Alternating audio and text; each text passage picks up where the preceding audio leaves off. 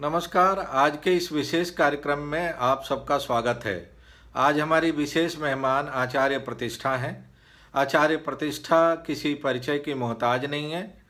वे पूरी दुनिया में भारत की कल्चरल एम्बेसडर हैं और उन्होंने पूरी दुनिया में एक लंबे समय से घूम घूम कर भारत की संस्कृति, योग पद्धति से पूरी दुनिया को प्रशिक्षित करने की कोशिश की है, जागरूक किया है।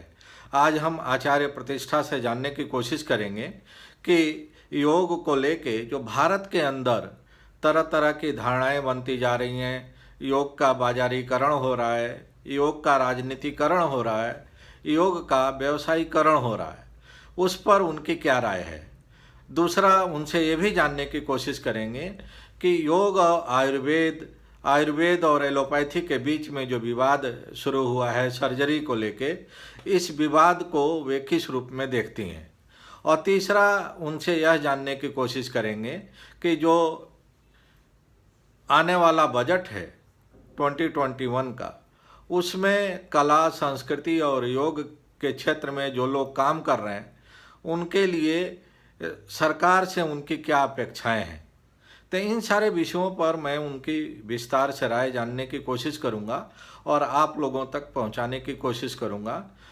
आचार्य जी, आपका स्वागत है। और पहला सवाल तो यही है कि आज की तारीख में अगर हम कहें तो भारत की छवि या भारत का मान दुनिया में योग और संस्कृति को लेके काफ़ी ऊंचा है। तो इस विषय पर आपकी नज़रिया क्या है? आप इसको किस रूप में देखती हैं? कहीं न कहीं लोग इंडिया को और इंडियंस को और इंडियननेस को खुले हृदय से अब एक्सेप्ट कर रहे हैं। इंडिविजुअल माध्यम से तो कार्य हो ही रहा है और सरकारी माध्यम से भी काफ़ी कार्य भारतीय संस्कृति के प्रचार-प्रसार के लिए हो रहा है। और निश्चित रूप से चाहे हम योग की बात करें, क्योंकि योग तो बहुत वर्षों से हो ही रहा था, लेकिन उसको जो वैश्विक स्तर पर पहचान मिली, चाहे वो अंतर्राष्ट्रीय योग दिवस के रूप में मिली, वहाँ लोग ज़्यादा ये महसूस कर रहे हैं, उनको ये हाँ कन्फर्म हुआ कि योग भारत से ही आया है। और चाहे इंटरनेशनल डे ऑफ योग है, चाहे इंटरनेशनल डे ऑफ म्यूजिक है, चाहे आयुर्वेद दिवस है, इन सबको हमारे जितने भी एम्बेसीज हैं, हाई कमीशंस हैं बाहर, उनमें जब धूमधाम से मनाया जा रहा है, तो लोगों को ज़्यादा समझ में आ रहा है कि ये भारत से आई हुई चीज़ है और उसका एक पॉजिटिव प्रभाव देखने को मिल रहा है निश्चित रूप से। दूसरा जो सवाल ये है कि एक तरफ तो योग का पूरी तरह से अंतर्राष्ट्रीयकरण ऑलमोस्ट हो चुका है और जी, भारत की जो हम कहें कि साख है योग के क्षेत्र में, पूरी दुनिया में काफी उसकी मान्यता है, उसका सम्मान है। दूसरी जी, तरफ योग का जो व्यवसायीकरण हो रहा है, जो हुँ। आधे अधूरे ज्ञान लेके योग का बाजारीकरण हो रहा है, योग के नाम पर जो प्रोडक्ट्स की बिक्री हो रही है, उसको जी। आप किस रूप में देख रहे हैं? ये बिल्कुल दुखद है। कोई भी विद्या, जो भी हमारी जितनी भी शास्त्रीय विद्याएँ हैं, चाहे वो योग है, चाहे शास्त्रीय नृत्य है, संगीत है, आपने एक बहुत सुंदर शब्द का प्रयोग किया कि आधा-अधूरा ज्ञान। तो आधा-अधूरा ज्ञान तो हर चीज़ का गलत है। जब तक हम आधे-अधूरे ज्ञान में रहते रहेंगे, हम पूरे को पा ही नहीं सकते हैं। और योग तो विषय ही ऐसा है जो दवाइयों से आपको मुक्त कर दे। वहीं पर हम योग के नाम पर अगर दवाई दे रहे हैं, तो आज तो वो समय आ गया कि इवन डॉक्टर्स आप देखिए जितने भी हम ऑर्थोपेडिक प्रॉब्लम्स हैं, डॉक्टर्स कहते हैं कि भई आप योगाभ्यास शुरू करिए, कमर में दर्द है, डॉक्टर्स कहते हैं कि आप या तो मसल रिलैक्सेंट खाते रहेंगे, मसल्स को रिलैक्स करने की दवाई लेते रहेंगे, नहीं तो अगर आप इसका निवारण चाहते हैं, तो आप योग की शरण में जाएँ। इवन अब तो जो हमारी गायनेकोलॉजिस्ट हैं, हमारे आश्रम से जुड़ी हुई बहुत सारी ऐसी गायनेकोलॉजिस्ट हैं जो ये कहती हैं कि आप प्रेगनेंसी में नियमित रूप से योगाभ्यास करिए। तो योग के नाम पर दवाई मेडिसिन्स के भी अलग-अलग फॉर्म हैं, चाहे वो मॉडर्न मेडिसिन्स हैं, वो आयुर्वेदिक मेडिसिन्स हैं, वो एक डिफरेंट सब्जेक्ट है। योग एक डिफरेंट सब्जेक्ट है। योगमय जीवन अगर आप जीते हैं, तो आप दवाइयों से मुक्ति की ओर बढ़ते हैं। और सिर्फ दवाइयों से ही नहीं, भई मनुष्य के जीवन का उद्देश्य क्या है? दुःखत्रय निवृत्ति स्वरूपानंद वाप्तिश्च, हम सब दुःखों से निवृत्ति चाहते हैं।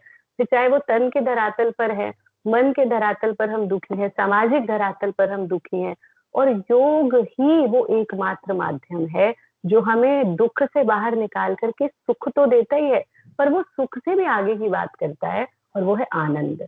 तो योग को अगर हम अपनाते हैं, योगमय जीवन अगर हम जीते हैं, तो निश्चित रूप से दवाइयों से मुक्ति तो उसका एक बहुत छोटा-सा लाभ है। योग के और अनेकानेक लाभ हैं जो हम पा सकते हैं। योग जैसे वंदनीय गुरुदेव कहते हैं कि योग व्यवसाय नहीं अध्यवसाय है, योग प्रदर्शन नहीं दर्शन है। तो योग को जीने के लिए योग हमें जितना ऊँचा उठा सकता है, उतना ही गहरा भी उतार सकता है, और ऊँचा उठने के लिए पहले गहरा उतरने की आवश्यकता निश्चित रूप से है। एक और ट्रेंड दिखाई दे रहा है इस समय कि ज़्यादातर शहरी क्षेत्रों में ये देखने को मिल रहा हुँ, है कि बहुत सारे लोग हैं जिनको योग के बारे में जानकारी नहीं है, जिनको हुँ, हमारी भारतीय संस्कृति, तप, तपस्या, ज्ञान उसके बारे में कोई जानकारी नहीं है। हुँ, मन की शुद्धता और आचरण शालीन हो, आचरण मर्यादित हो, इससे उनको कोई लेना-देना नहीं है। हुँ, लेकिन आप देखेंगी कि ख़ास तौर से उन एरियाज़ में जो कि जहाँ के काफ़ी रिच और नियो रिच वर्ग के लोग रहते हैं, वहाँ हुँ, बड़े-बड़े होर्डिंग्स बोर्ड लगे हुए हैं और वो अंग्रेजी में लच्छेदार स्लोगन्स लिखे रहते हैं, योगा, एरोबिक, योगा, जिम्नास्ट।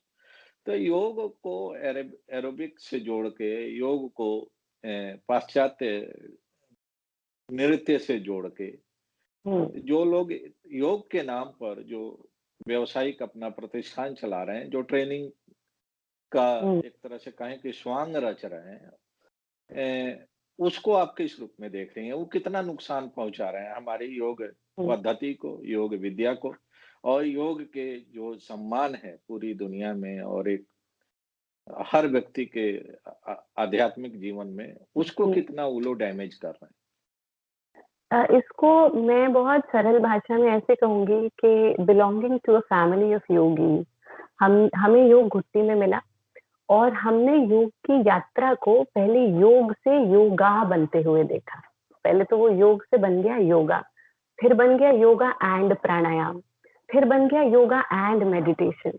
फिर हम कहते हैं कि योग तो कसरत है, योग में कसरत के अलावा है ही क्या? ये बहुत दुखद है कि योग की यात्रा योग से योगा एंड मेडिटेशन तक, ये बिल्कुल ऐसे ही है जैसे कहें आचार्य प्रतिष्ठा और हाथ। हाथ के बिना, आँख के बिना वो आचार्य प्रतिष्ठा पूर्ण नहीं है। आप बात कर रहे हैं योग को मॉडर्नाइज़ करके बेचने की, हम उससे भी आगे की बात करते हैं कि 1 हफ्ते में टीचर ट्रेनिंग। अगर सब टीचर ही बनेंगे तो शिष्य कौन बनेगा?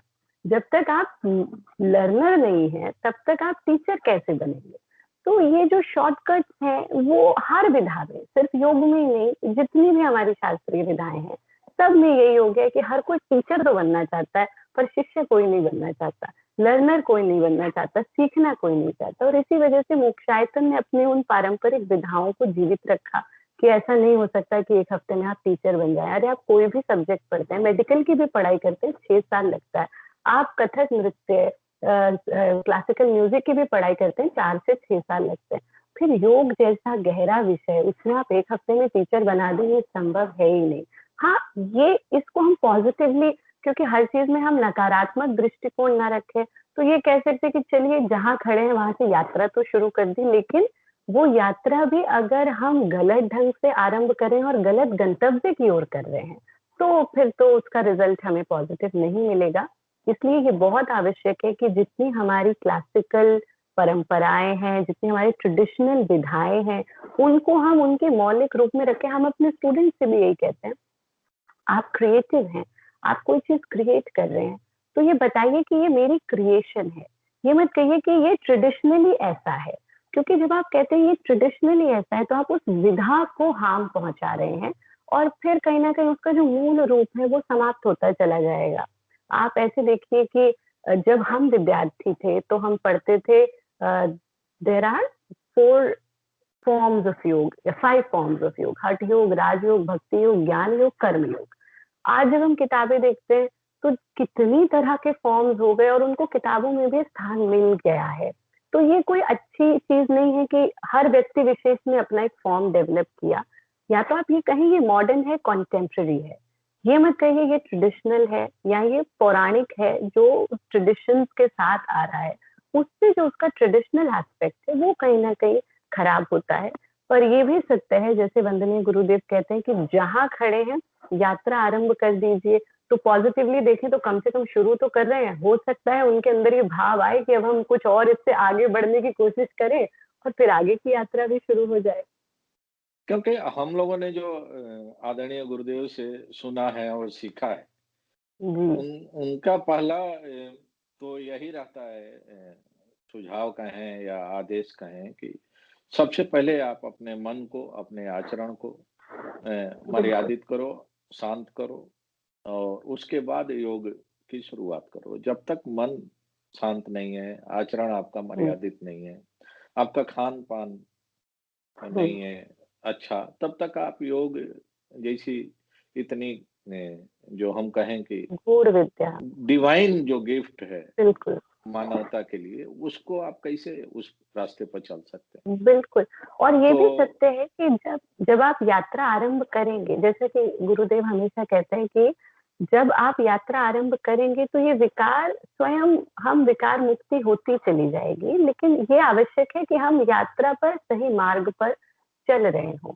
ये संभव नहीं है कि हम थ्योरेटिकली तो अहिंसा का पाठ पढ़ रहे हैं, हम कह रहे हैं कि पहला यम योग का अहिंसा है, लेकिन हम अपने ही जीवन में इतनी हिंसा लिए बैठे हैं तो वो सिर्फ किताबी ज्ञान हो जाएगा। उसको जब तक हम आचरण आज सोशल मीडिया पर इतना ज्ञान बँट रहा है कि इधर से ज्ञान आता है, हम आगे फॉरवर्ड कर देते हैं। लेकिन उसको आचरण पर लाने का समय नहीं मिल पा रहा। वो कहीं न कहीं एक चूक अवश्य हो रही है। अच्छा एक और चीज़ इधर कुछ वर्षों में देखने को मिला है कि जैसे जो लोग योग के क्षेत्र में हैं, वो राजनीति के बारे में सलाह देने लगते हैं। जो लोग योग के क्षेत्र में हैं, वो स्पोर्ट्स और बाकी क्षेत्र के बारे में बोलने लगते हैं। हुँ, ठीक इसी तरह से जो कृषि के क्षेत्र में हैं, राजनीति में हैं, वो योग के बारे में बोलने लगते हैं और लंबी-लंबी अपनी ज्ञान पहुँचाने की कोशिश करते हैं। तो ये जो घाल-मेल है भूमिकाओं का, हुँ। इस ये कितना नुकसान कर रहा है एक दूसरे के जो कोर एरियाज हैं, जो एक्सपर्टाइज वाले जो सेक्टर हैं उसको? मुझे लगता है कि जहाँ तक हम राजनीति की बात करें या समाज की बात करें, तो जब तक हम समाज का हिस्सा हैं, तब तक हम राजनीति से भी बाहर नहीं हैं, हम समाज से भी बाहर नहीं हैं। हम यदि मैं हूँ तो एज़ अ लेमैन अगर मुझे लग रहा है कि मेरे देश में कुछ ऐसा हो रहा है जो मुझे एक आम आदमी के रूप में परेशान कर रहा है, तो मुझे बिल्कुल we live in a democratic country, we live in the world's largest democracy मुझे अपनी बात रखने का पूरी की पूरी फ्रीडम है। लेकिन as an expert of any field अगर आज मैं मेरा विषय योग है या शास्त्रीय नृत्य है या शास्त्रीय विधाएँ हैं और आपको मैं बताऊँ कि नहीं मीडिया में ऐसा होना चाहिए, तो वो कोई समझदारी नहीं है। पर हाँ, मैं आपसे ये अपनी मन की बात ज़रूर साझा कर सकती हूँ कि मुझे लगता है कि ये चीज़ कहीं न कहीं समाज में एक पॉज़िटिव या नकारात्मक बदलाव ला सकती है।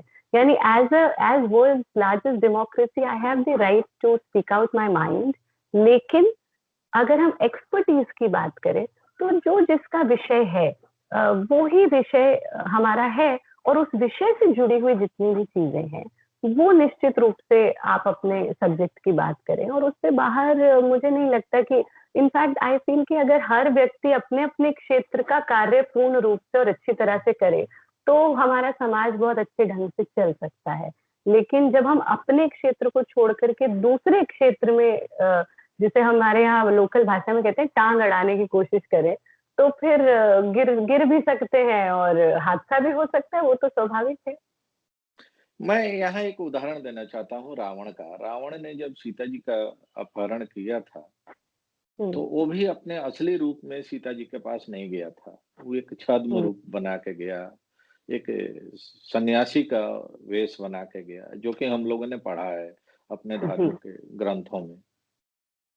आपको नहीं लगता है कि योग शिविर के नाम पर हम श्रद्धालुओं को इकट्ठा करते हैं और जब वो मंच सज जाता है, श्रद्धालु आ जाते हैं, तो वहाँ हम अगर उस मंच का, उस शिविर का इस्तेमाल पॉलिटिकल एजेंडा को आगे बढ़ाने के लिए करते हैं, तो वो गलत है। वो समाज के हित में नहीं है, वो मानवता के हित में नहीं है और वो योग को दीर्घगामी नुकसान पहुँचाने का एक शुरुआत है।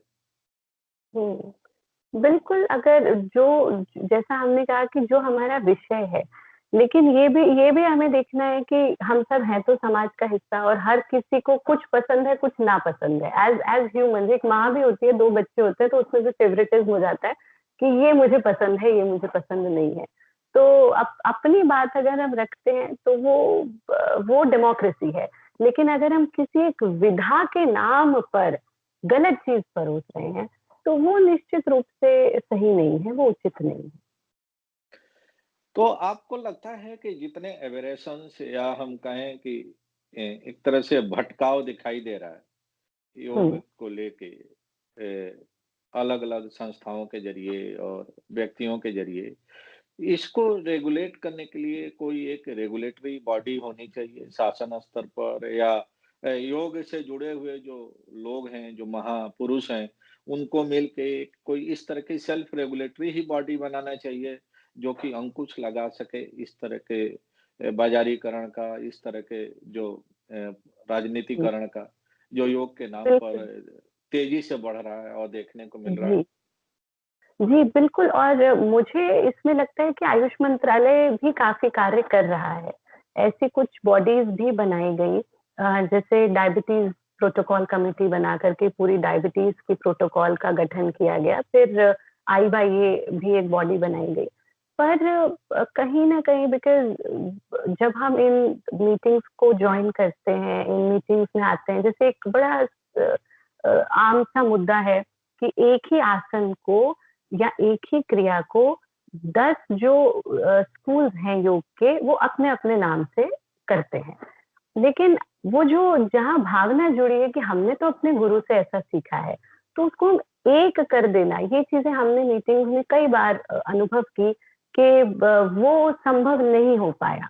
क्योंकि जितनी भी वो विधाएँ हैं, जो किताबों से ना पढ़कर गुरु-शिष्य परंपरा से पढ़ी गई। ये सिर्फ़ योग में ही नहीं, ये शास्त्रीय नृत्य और संगीत में भी हमने ये चीज़ देखी, जो गुरु मुख से प्राप्त हुई। यानी मैथ है या कोई भी ऐसी चीज़ जो किताब से पढ़ी वो सिमिलर हो सकती है, पर जब गुरु-शिष्य परंपरा की चीज़ होती है तो वो माउथ टू माउथ या गुरु से शिष्य को दी गई चीज़ है, दिया गया ज्ञान है, तो वो कहीं न कहीं उसके डिफरेंसेस हमें देखने को मिलते हैं और उनको जिसे कहना चाहिए कि समान करना थोड़ा-सा मुश्किल है, लेकिन कार्य उस क्षेत्र में हो रहा है और ऐसी कमिटीज़ गठित की गई हैं, जहाँ इन चीज़ों पर भी कार्य हो रहा है कि कुछ इनफैक्ट हमने पिछले दिनों में ये भी देखा कि कुछ ऐसे विदेशी ऑर्गेनाइज़ेशंस थी, जिनके सर्टिफ़िकेशन भारत में हो रहे थे। तो उस पर सभी जो योग के विशेषज्ञ हैं, सबने उस पर ऑब्जेक्शन किया कि ये तो भारत की विधा है और विदेशी सर्टिफ़िकेशंस हमारे यहाँ कैसे चल रहे हैं योग के। तो उस पर भी कार्य हुआ है, कुछ ऐसी कमिटीज़ गठित की गई हैं और धीरे-धीरे उनको रेगुलेट किया जा रहा है, उनके माध्यम से इस क्षेत्र में कार्य हो रहा है। बस अब ये देखने का विषय है कि आगे आने वाले समय में वो हम कितने उसमें उस पर सक्सीड कर पाते हैं। देश का नया बजट आने वाला है फरवरी में, जी, 2021 का नया बजट पेश होगा और सरकार उसको पारित भी कराएगी। जी, 2020 या कहें तो बड़ा ही मानवता के लिए और संपूर्ण विश्व के लिए एक चुनौतीपूर्ण रहा, पैंडेमिक के चलते और उसमें योग और हमारी जो भारतीय जीवन पद्धति है, उसने बहुत बड़ा योगदान दिया है। बिल्कुल। इसके मद्देनज़र क्या आप उम्मीद करती हैं कि जब 2021 का बजट सरकार बना रही है इस समय, तो हुँ, उसमें योग, आयुर्वेद, हमारी संस्कृति से जुड़े हुए कुछ ऐसे योजनाएँ शुरू की जाएँ और उनको प्रोत्साहित करने के लिए कोई बजटरी एलोकेशन किया जाए, जिससे कि हुँ, भविष्य में भी हम अपनी इस विरासत को, अपने इस जो दैवी हमारी ताकत है, उसको और आगे ले जा सके और उसके मार्ग में जो संसाधनों की कमी रहती है हुँ। उसको पूरा किया जा सके इस बार के बजट में? बिल्कुल। देखिए आपने जो ये प्रश्न किया इनफैक्ट 2020 में हमने एक चीज़ देखी कि कहीं न कहीं और ये हर विश्व भर में है, भारत में ही नहीं, जब भी कोई भी फाइनेंशियल क्राइसिस आता है, तो सबसे पहले जिस चीज़ में कटौती होती है, वो होती है हमारी शास्त्रीय विधाएँ। हमने देखा कि इस साल में कितने बड़ा एक फाइनेंशियल क्राइसिस था और भारत में ही नहीं, विश्व भर में था। और उसमें हमने हर सेक्टर के बारे में सोचा, लेकिन योग को भी अगर आप कुछ जो बड़े नाम हैं या बड़ी संस्थाएँ हैं, उनको छोड़ दें, तो जो बच्चे ग्राउंड लेवल पर काम कर रहे हैं, उनके पास एक ऐसा समय भी आया कि खाने के लिए भी कुछ नहीं था। और कलाकार भी ऐसे जिनकी रोज़ी-रोटी सिर्फ़ स्टेज परफ़ॉर्मेंस थी, वो समय उन्होंने देखा जहाँ पर ना टीचिंग्स हो रही थी, ना वो घर-घर जाकर के सिखा पा रहे थे। तो कहीं न कहीं ऐसा एक प्रोविज़न निश्चित रूप से उन कलाकारों के लिए जो इन लोक कलाओं को बचा करके, सहेज करके रखे हैं, उन योगियों के लिए जो योग को एज़ अ प्रोफ़ेशन ले रहे हैं क्योंकि जब तक हम किसी भी विधा को साधना तो एक सेपरेट चीज़ है। प्रोफ़ेशनली जब तक हम किसी चीज़ को नहीं लेते उसकी बढ़त आगे नहीं हो पाती। तो जो इन्हें प्रोफ़ेशनली भी ले रहे हैं, उनके लिए आगे हम क्या रास्ते खोल रहे हैं, ये निश्चित रूप से सोचने का विषय है और उनके लिए रास्ते खुलने चाहिए। साथ में ये तो बजट की बात हुई, इवन जो बड़ी ऑर्गेनाइज़ेशंस हैं, चाहे वो कला के क्षेत्र में है, योग के क्षेत्र में है, आयुर्वेद के क्षेत्र में है, उनको भी क्योंकि हर हर क्षण हम सिर्फ सरकार की तरफ देखते रहें, ये भी कोई समझदारी नहीं है। उन बड़ी ऑर्गेनाइज़ेशंस को भी ये सोचना चाहिए कि हम अपने स्तर पर किस प्रकार से जिन लोगों ने ये फाइनेंशियल क्राइसिस झेले हैं, उनके लिए कुछ कर सकते हैं। कला के लिए, योग के लिए, इस क्षेत्र के लिए कुछ कर सकते हैं, वो इंडिविजुअल लेवल पर और गवर्नमेंट लेवल पर दोनों पर सोचने की आवश्यकता अब थोड़ा आयुर्वेद से जुड़े हुए कुछ सवाल हैं और उस पर भी पिछले दिनों देश में काफ़ी डिबेट चला है। है। एलोपैथी से जुड़े हुए जो डॉक्टर्स समुदाय है, उन्होंने उसका विरोध भी किया था सरकार के एक फैसले का, जिसमें हुँ, सरकार ने आयुर्वेद के डॉक्टरों को भी सर्जरी की इजाज़त दे दी थी। उस विषय को लेके पूरा जो हम कह सकते हैं कि आयुर्वेद और एलोपैथ से जुड़े हुए 2 खेमेबाज़ी हो गई थी।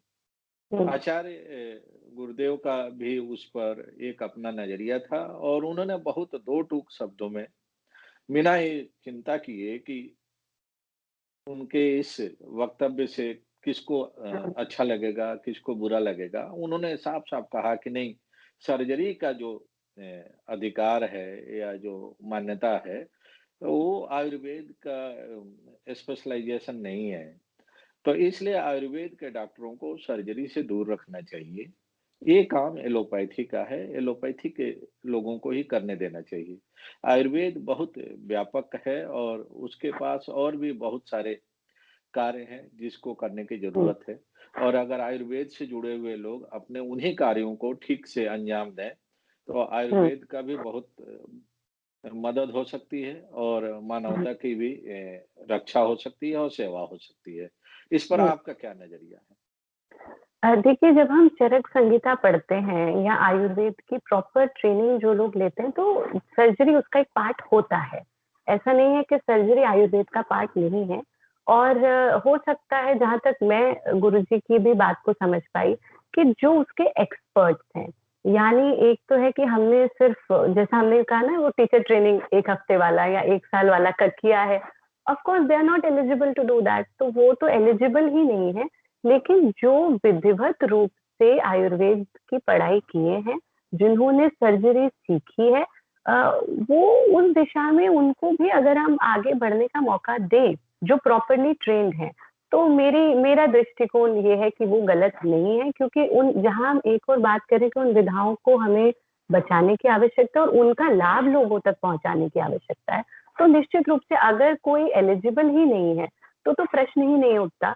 लेकिन हाँ, जो प्रॉपर्ली ट्रेन्ड है, जिसको एक्सपीरियंस है, जिन्होंने प्रॉपर ट्रेनिंग ली है, वो इस विधा में आगे कार्य करें।